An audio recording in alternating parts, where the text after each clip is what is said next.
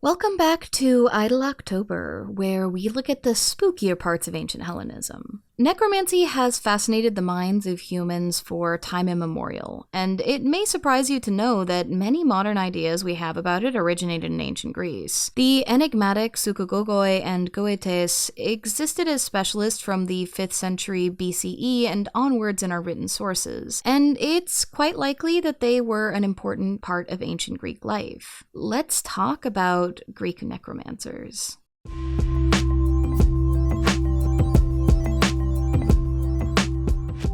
Karate. This video is actually part 2 of an ongoing series on necromancy, and it's fairly important that you understand the concepts from part 1 regarding beliefs around ghosts in order to begin this discussion on the techniques of necromancers. Link is in the iCard if you missed it. I had a ton of fun making it, and I'm super proud of the work. Announcement also from last video, the 2023 Common Hellenism Calendar Kickstarter hit its goal in less than a week. Now we're hoping to get to 2,500 raised so I can prepay Artemiphilos for 2024, but either way, the calendars for next year are definitely happening. Link is in the description to the project if you want to check it out. Necromancy and, well, magic in general is a really contentious topic in the modern Hellenist community. A number of factions, especially certain flavors of Neoplatonists, seem to think that any form of sorcery, or goetia, is automatically hubristic and thereby invokes divine wrath, or agos. Check out my video on purification, wrath, and pollution for more on what agos is. For those who don't believe in agos, they just believe that it's detrimental to the soul of humanity and therefore will cause the gods to turn away and not give you the blessings that they otherwise would, because you yourself have turned away from the gods and cannot receive them. It's complicated. But I have to ask, do all of our sources point to this being a common belief, or is there some nuance to the ancient discussions on the topic and the role these sorcerers for hire played in ancient times? This video will be divided into 3 parts. The first will take a look at different names for these specialists and what they might tell us historically about the roles they played and how they evolved, and the second will look at some techniques they used and services they provide, as well as the perception of stigma that they suffered. Part 1. Conjures of the Dead. Let's take on the role of someone who wants to hire one of these experts for some good old-fashioned revenge against a doctor, let's say, that you are convinced botched a surgery on your sibling on purpose and went off and hid their body to make sure that you never realized just how badly they did so. The first thing that you'd need to figure out is who the heck to look for.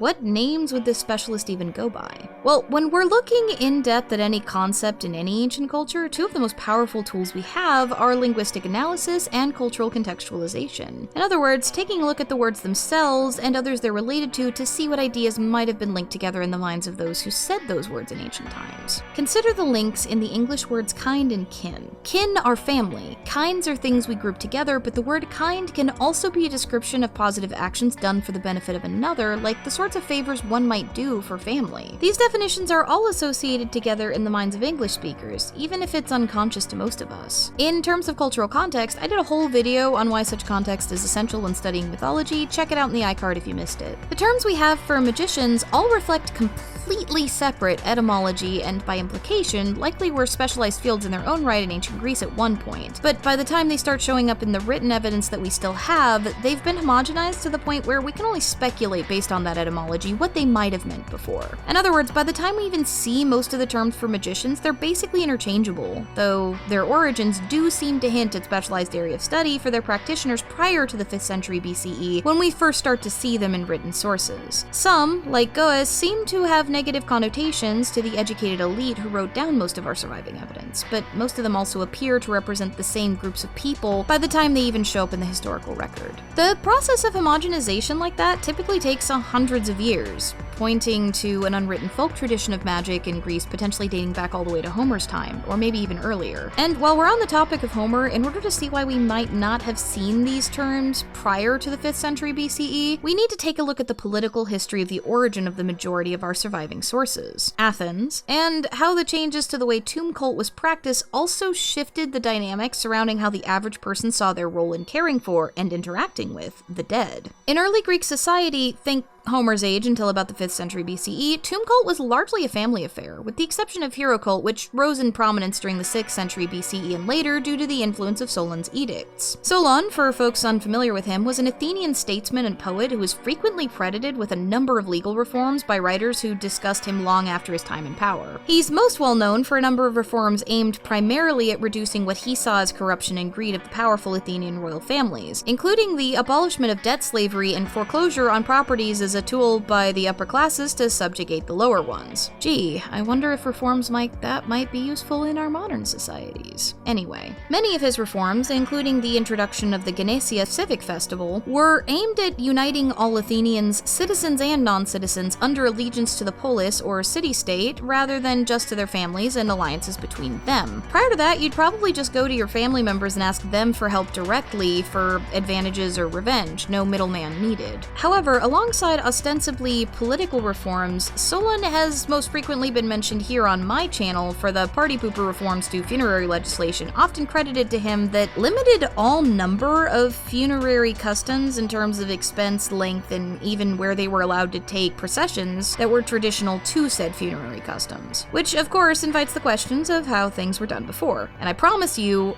bear with me, all of this has to do with necromancers and their art. We will get there. According to Plutarch, these are the changes he made in this area. Solon also subjected the public appearance of women, their mourning and festivals, to a law which did away with disorder and license. When they went out, they were not to wear more than 3 garments, they were not to carry more than an obol's worth of food or drink, nor a pannier more than a cubit high, and they were not to travel about by night unless they rode a wagon with a lamp to light their way. Laceration of the flesh by mourners, and the use of set lamentations, and the bewailing of any one at funeral ceremonies of another he forbade. The sacrifice of an ox at the grave was not permitted, nor the burial with the dead of more than 3 changes of raiment, nor the visiting of other tombs than those of one's family, except at the time of interment. Most of these practices are also forbidden by our laws, but ours contain the additional proviso that such offenders shall be punished by the Board of Censors for Women, because they indulge in unmanly and effeminate extravagances of sorrow when they mourn. Imagine punishing women for being unmanly. Interesting. The type of lament banned here is the threnos, or a set of composed dirges performed by potentially professional mourners. These are contrasted with gos, which are spontaneous funerary songs and wails performed by women throughout the funerary process, but especially during the procession to the grave with the body before the pyre is lit. At least, they were in Homer's day, as when we see the word gos separated from threnos in terms of context, it is always reference to these individual mourning songs performed by family and close friends of the recently fallen in his work. The further we get away from Homer in time, the closer the two terms become in meaning,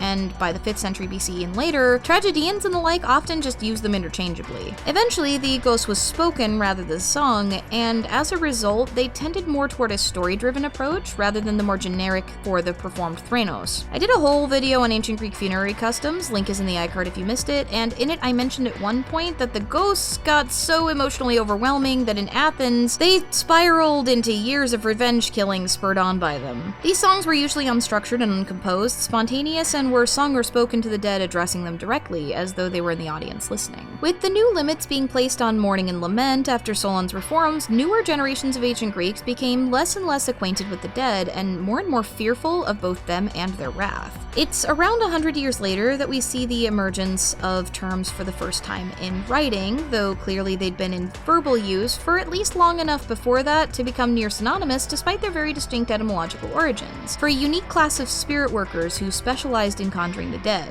So, being born after Solon's reforms, if you wanted the help of the dead and the underworld deities for that sweet, sweet revenge, you'd probably go hunting for one of these specialists in addition to doing some prayer at the tomb. Gos is the etymological origin for the first of our terms for these conjurers of the dead, the goes. Close to 100 years after the reforms of Solon, we see this term emerge in reference to those who call up the dead for favors, put them to rest, or, as we'll explore later, potentially prepare the soul for the living with a mystery cult initiation so the person commissioning their services couldn't be enslaved by other sorcerers in the future. The connection between the goes and song is more than just a superficial linguistic link, however. A number of sources connect goetia, or the art of controlling and binding the dead, to chanting and song, or apuede. When Theseus accuses the innocent Hippolytos in Euripides' play by the same name of non-consensually taking his wife, which Hippolytus didn't actually do, by the way. She was hot for him, but he wouldn't sleep with her because it was impious for him to do so. He defends his honor, and Theseus, having none of it, accuses him of goetia. Hippolytus: as things stand, I swear by Zeus, god of oaths, and by the earth beneath me, that I never put hand to your wife, never wished to, never had thought. May I perish with no name or reputation, cityless, homeless, wandering the earth in exile, and may neither sea nor earth receive my body when I am dead if I am guilty. What the fear that had made her take her life I do not know, for I am not at liberty to speak further. Virtue she showed, though she did not possess it, while I, who had it, did not use it well.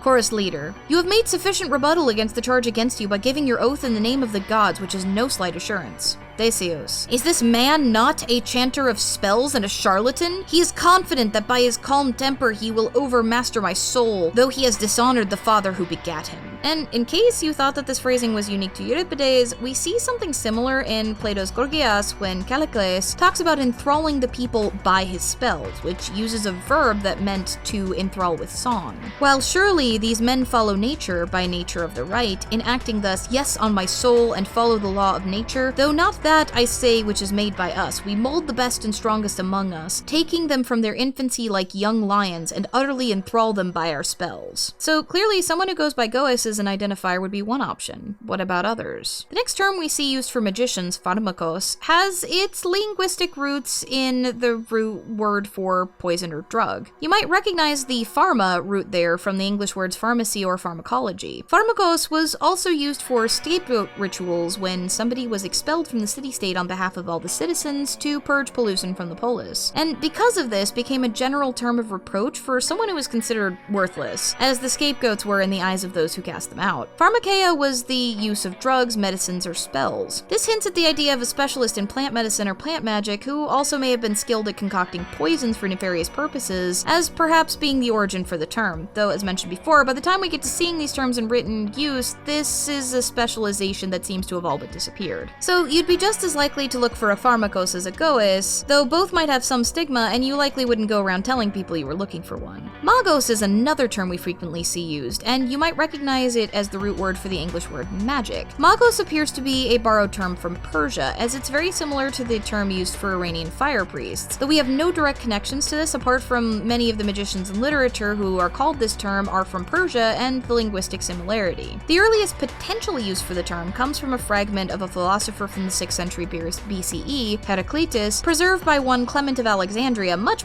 later in history. The fragment claims that he prophesied that a fiery punishment would await those who wander by night, the Magoi, Bakoi, Lanai, and Mistai, or initiates in the mysteries after death. Despite Clement being a Christian, scholars note that the style of the fragment doesn't match his usual writing style and is unlikely to be wholly made up. It isn't until almost 100 years later that we have a direct surviving source linking Persians and sorcery and Greek thought, and it's found in Aeschylus's Persians. In it, there's a scene where the Persian elders raise cries that raise the dead, psychogogoi goai, in order to summon the spirit of King Darius, which associates them also with the last term that I'll be covering for sorcery, psychogogos. Darius says this when he's raised: "O most faithful of the faithful, comrades of my youth, aged Persians, what is it that is troubling the state? The earth groans and is furrowed by the stamp of men. As I behold my wife by my tomb, I feel alarm as I accepted her libations in a kindly mood, while you, standing near my tomb, make lament, and with shrill cries that summon the spirits of the dead, invoke me piteously." Psychogogoi are those who leave the departed souls to the netherworld, though often are spoken of in the same breath as the other terms that we've mentioned. More often, the psychogogos is going to have a more positive connotation than the other two. Hermes even claims psychogogos as an epithet along with psychopompos. And as we'll see when we're talking about the techniques of these specialists, frequently laying a soul to rest meant paradoxically calling that soul up, as ghosts that are bothering people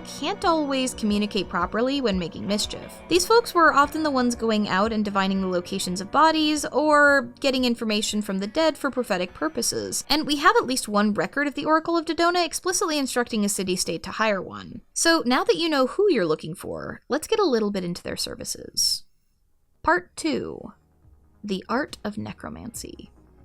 You found your local specialist, a goist from a nearby town with ample resources to help you and a reasonable fee. What would the process look like for hiring them? What should you expect, and more importantly, what could you ask for? In the first video on this series, I took a broad definition of necromancy as techniques and practices aimed at communicating with the dead for prophetic reasons, which can include predicting the future, but can also include gathering information about the present that would be otherwise inaccessible to the magician or their client. Often these services included protecting living souls from this sort of post-death manipulation through initiation into mystery cults, often those of Dionysos or Korybanta. In other words, your specialist might first offer to initiate you in the mystery tradition he practices, so your soul couldn't be used for the arts of his colleagues. We see this in Euripides' Bacchae, when the perpetually impious Pentheus accuses Dionysos, who is in the guise of his own priest, of being a chanting sorcerer or goes. And they say that some stranger has come, a chanting sorcerer from the Lydian land, fragrant in hair and with golden curls, having in his eyes the wine-dark graces of Aphrodite. He is with the young girls day and night, alluring them with joyful mysteries. If I catch him within this house, I will stop him from making a noise with the thyrsos and shaking his hair by cutting his head off. But we also see it more directly in the oldest potential source we have for the use of the term magos, the fragment we discussed earlier from Heraclitus. In associating with the Mystai, or initiates into the mystery, with magoi, bakoi, or male worshippers of Dionysos, and lanai, a term for femme worshippers of Dionysos, this fragment heavily ties the rites of initiation into the mysteries of Dionysos, together with the magical arts of dealing with the dead associated with the Persian magoi, and other terms that later became synonymous with sorcery. There are other links in the 5th century BCE and later as well. Plato, in the Republic, connected initiation into the mysteries with the marketing of curse tablets and other ghost control measures. And begging priests and soothsayers go to rich men's doors and make them believe that by means of sacrifices and incantations, they have accumulated a treasure of power from the gods that can expiate and cure with pleasurable festivals any misdeed of man or his ancestors, and that if a man wishes to harm an enemy at a slight cost, he will be enabled to injure just and unjust alike, since they are masters of spells and enchantments that constrain the gods and serve their end. And for all these sayings, they cite the poets as witnesses with regards to the ease and plentifulness of vice, quoting, "Evil doing in plenty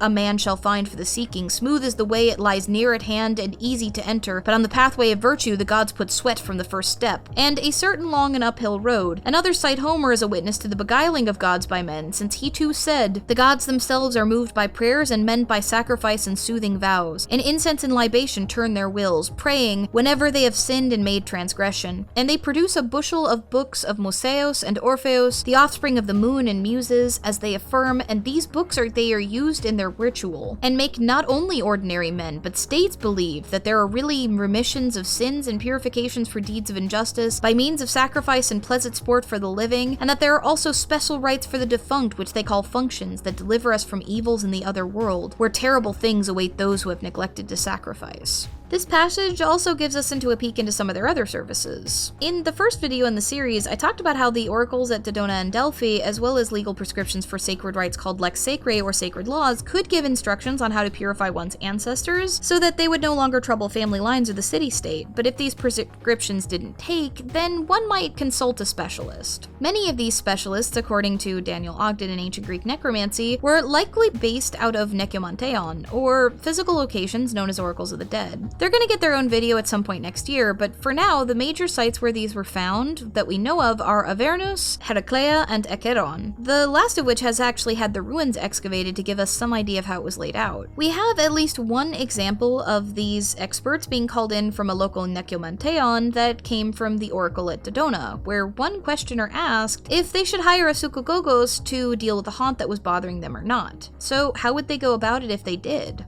According to the Suda, quote, "Psychogogoi accomplish certain acts of sorcery with regard to the dead. For the people that invite them in want them to drive away the ghosts from a place. They come to the place where those who are subjected to evocation are dead. However, they do not immediately find the exact place, but track it down in the following fashion. They bring along with them a black sheep, taking hold of it either by its horns or its front feet, and they lead it around standing on its other feet. It follows, dragging very readily. But whenever it comes to the place where the man or woman in question lies buried, the sheep casts itself down. When this happens, they remove the sheep and burn it completely, and then, together with certain elaborate sacrifices and spells, they mark off and walk around the place and listen to the ghosts as they speak and ask for the reasons for their anger. Antonius of the Romans evocated concerning his father Commodus. This description is a rite by the specialist for looking for an unburied body and giving it proper burial rites when it may already be partially or fully decomposed and thereby not necessarily able to be subjected to the pyre to separate the soul from said body. If the doctor had botched the surgery and hidden your sibling's body to cover up the crime, you might need this kind of rite to find it and put her to rest so her angry ghost stops pestering your family for revenge. As we covered in part 1, not getting proper rites for a long time placed a ghost in a liminal state, which would cause them to rage out and cause all kinds of issues for the living. If purification rites for wrongs committed during life didn't solve your problem, and clearly they wouldn't because your sibling clearly did nothing wrong here, then there's a good chance that the ghost bugging you is a biaiothanatos and thereby would need the help as a psychogogos to lay to rest. If you recall this story from Lucian from part 1 regarding the ghost who tried to scare the philosopher away from the house, that story ends with the ghost ending its temper tantrum and then leading the philosopher narrator to the unburied corpse, which was then buried by the family and the house was considered exorcised. Interesting that in that story, the philosopher narrator was a Pythagorean, and Pythagoreans, as noted by Ogden in Greek and Roman necromancy, share a lot of practices and beliefs in common with the psychogogoi and other sorcerers. In several fragments of Plutarch, we get the story of the Spartans starving the regent Pausanias to death while he was a suppliant in the temple of Athena Kalkiokos, and his ghost haunted the place and scared people off. There's actually a good chance that Athena herself had something to do with the haunting, as most of you who have seen my video on miasma and agos would know that mistreating a suppliant, especially in a holy temple, is a big fat no-no in the eyes of the gods. Especially if the dude directly died in her temple. His death would have polluted her temple on top of the agos generated by the mistreatment of the suppliant's inner space. That is a big agos sandwich for the Spartans. The Spartans got desperate and were given an oracle telling them that they needed to propitiate the ghost, and because of this hired a group of psychogogoi from Italy. According to Thucydides, that oracle was the freaking Delphic oracle, which, if true, means that the Delphic oracle, along with Dodona, would have recommended the services of sorcerers as a solution to ills. The sorcerers offered a black sheep and drew the ghost away from the temple. The moral of the story is don't mistreat suppliants or starve people to death in temples, I guess, and also that the Delphic oracle didn't seem to have a problem with psychogogoi and other sorcerers in specific circumstances. I mean, if you do make that mistake, you might have to shell out a lot for experts to solve the issue, and,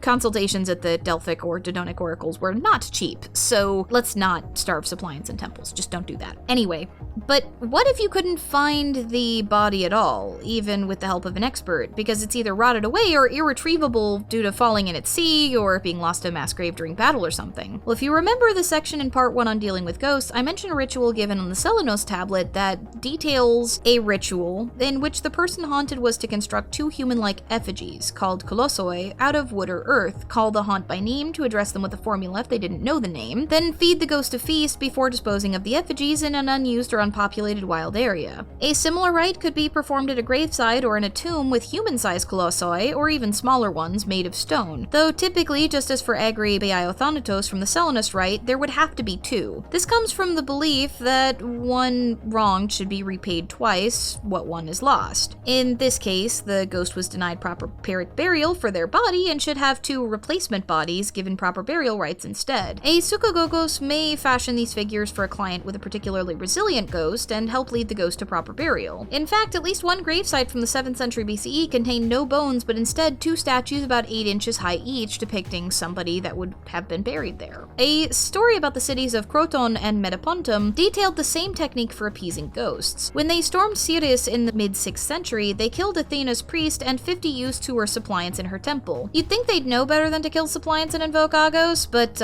here we go. Yet another lesson that the polis needs to learn a second time. Both of the cities, predictably, got terrorized by civil strife, madness, withering crops, infertility, the whole agos shebang, coupled with the haunted angry ghost nightmares to boot. In desperation, Croton sent an emissary to Delphi, who instructed them to propitiate the ghosts and Athena with a massive offering. They decided to make life-size statues for each one of the dead, and one for Athena for good measure. The people of Metapontum caught wind of this, and decided to try to get ahead of them and steal the blessing for themselves by making rapidly produced mini-stone statues for the men and offering cakes for Athena, which they also instituted as a regular sacrifice on the date. Joke's on the Metapontines, though, as both city-states ended up with their trouble solved at the same time. Croton, due to the expense, and Metapontum, due due to their eager swiftness to appease the ghosts and the goddess. Laying ghosts to rest and initiating the living were far from the only thing Goetes and other sorcerer types could do for potential clients, though. With deep enough pockets, ghosts who weren't laid to rest could be put to work, using incantations, spells, curse tablets, and a variety of techniques that we have evidence for going back to the 5th century BCE. Keep in mind, many of these specialists in later years also sold books, and often local sorcerers could fill in the niche of the wandering ones when one of the greater experts wasn't around. And some people in desperate situations would also try and carve out their own curse tablets and other binding spells without the direct guidance of an expert. But the majority of the curse tablets surviving do show a measure of skill in their construction, indicating that clients were quite happy to pay someone who knew what they were doing. So this is what you're after, now that your sibling is happily put to rest. Revenge. We'll get far more into detail in a video specifically on curse tablets in the future, but it's impossible to talk about sorcery without at least briefly touching on them. Also, I need to get this disclaimer out of the way. Yes, the majority of ancient curse tablets, or katadesmoi, were inscribed on lead. No, that is not a good or healthy idea to reconstruct in the modern day. We have a ton of other materials, including cheap and easily available paper, upon which a modern curse could be inscribed if you really felt so inclined. Not that I'm encouraging anybody to do that either, I just know that some folks are going to be interested, and I'm stating plainly. Do not put yourself at risk for lead poisoning. It does very bad things to your whole body, especially your brain, and can cause permanent brain and nerve damage. It is also very hard to ensure no contamination, even with safety precautions. Got it? Okay, back to our request. First things first, the requests and requirements. We have a number of surviving formulae for these sorts of curse tablets, called katadesmoi or defictions in Greek and Latin respectively, but the key ingredient for the majority of them was an uninitiated soul, preferably from an empty grave without a body, or from a family known to be plagued by a pissed-off ghost who died too early for their time. Greek people were reasonably angry when they'd find curse tablets on the grave of their loved ones, as most often the katadesmoi were employed for rather selfish ends driven by greed or envy. The majority of them fit into a few categories: sex, love, or marriage, court, the marketplace, performances in competitions, revenge, and more personal and specific requests. Rarely do we see requests for the dead for healing or other positive benefits. Typically, the tablets were curses that targeted specific people or groups of people to give advantage to the client. So you're not going to be asking a ghost to heal a loved one. You'd probably be demanding that they go after the incompetent doctor who botched the loved one's surgery. Got it. What would your curse look like? The earliest katadesmoi we have from the 4th and 5th centuries BCE typically contain only the name of the person targeted by the tablet, though some also contain a verb, usually katadein, and some of them contain the name of a deity, usually Hecate, Hermes, or Persephone. The further into history we get, though, the more complex the inscriptions on the tablets get. But as John D. Gauger points out in his work on the topic, Curse Tablets and Binding Spells, this also corresponds to an increasingly literate public and a culture of literacy among those who may have been in a position to receive training to become a sorcerer to create these tablets. There's also a good chance that early on, the incantations that later became written were actually spoken when the tablet was laid at the gravesite. As in the same period of time in which evidence becomes increasingly more complex on the written side, it's also when we start to see a lot of the written oral stories being cataloged. It's also when we start to see a lot of syncretism with ideas from Egyptian religion, such as threatening the gods, though the few earlier prayers that were written in the middle of the transition seem far more respectful and reverent than some of the later examples. Again, we'll get more into details on katadesmoi when they get their own video, but for now, it's important to know that they clearly originated as a Greek magical practice that evolved with syncretism rather than being entirely syncretic.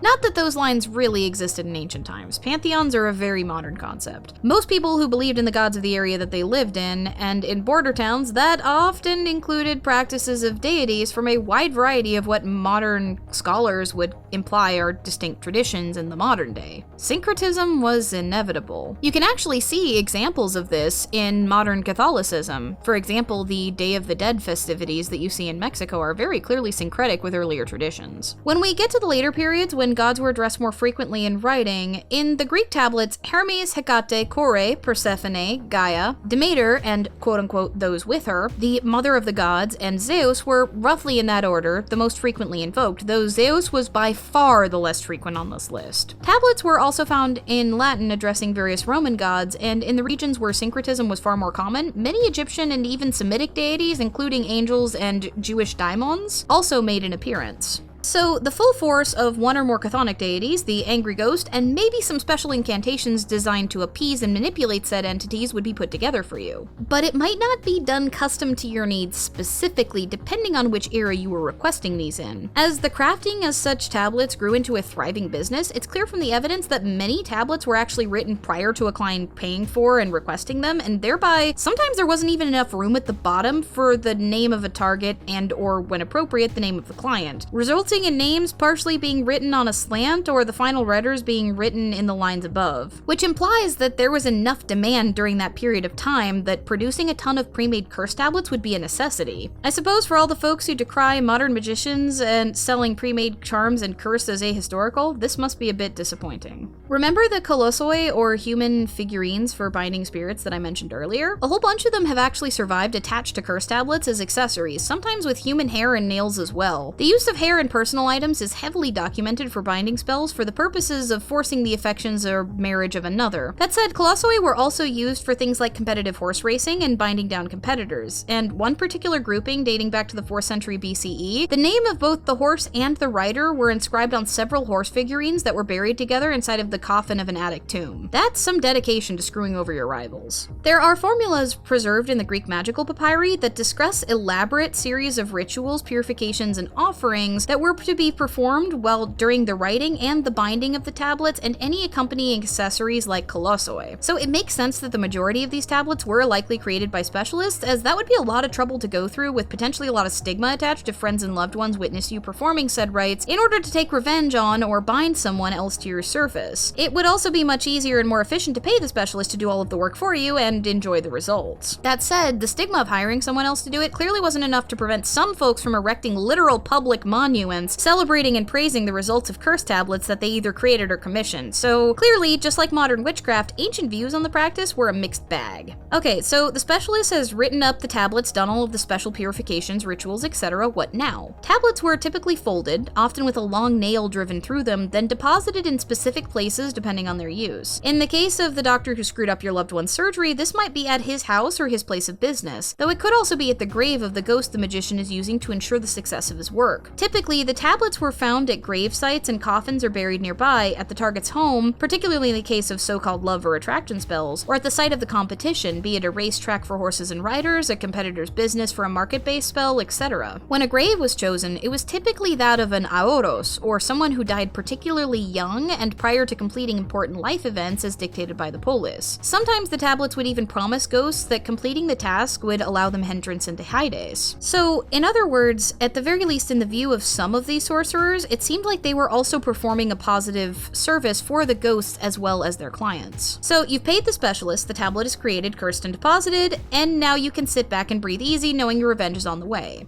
Or can you? Were curse tablets illegal? The answer is both kind of and not really. No Greek law names them explicitly, though people are so frequently called sorcerers in court as a defamation of character that it was clearly a mark against you if someone thought you either were or had hired one. And both Greeks and Romans had laws against impiety, so if you somehow got to court that you had done this, it may have been covered under one of those laws. But given how often court itself and binding the tongues of witnesses were the subjects of these spells, and given the literal public monuments I mentioned earlier, it was likely that if these things were brought up, they were ancillary to whatever other crime you were accused of being committed, rather than the crimes in and of themselves. There are a few exceptions listed by some of the scholars I've mentioned, like curses to lift crops from one field to another being illegal, but as a category, magic and curse tablets aren't directly named in any law, only the specific goals for certain magical acts that are outlawed themselves. So make sure whatever you want is on the fringes of legal in your ancient society before hiring your specialist. Got it. Okay, so a goist could potentially help you find the body of an unburied relative, curse someone who you wanted to bring under your power, or initiate you to help make your soul immune to that kind of manipulation after death. And it's possible there was a belief that the manipulation of such souls could purify and free them, so maybe this was a positive service for the soul too, if not for the victim. What else could these guys do? There's another role for the necromantic practitioner that we see evidence of in writing from the 1st century BCE and onward, those that are sometimes translated as belly speakers. The idea appears to have been evolved from the chief mourner position in ancient pre-Solonian funerals, where one relative would take the lead in composing and singing the impromptu funerary send-off of the mourning lament to transfer messages to the buried person's soul before the funeral ended. The gastromantes, as they were sometimes called, were thought to be able to channel the spirits of more friendly ghosts who could impart prophecies onto the living.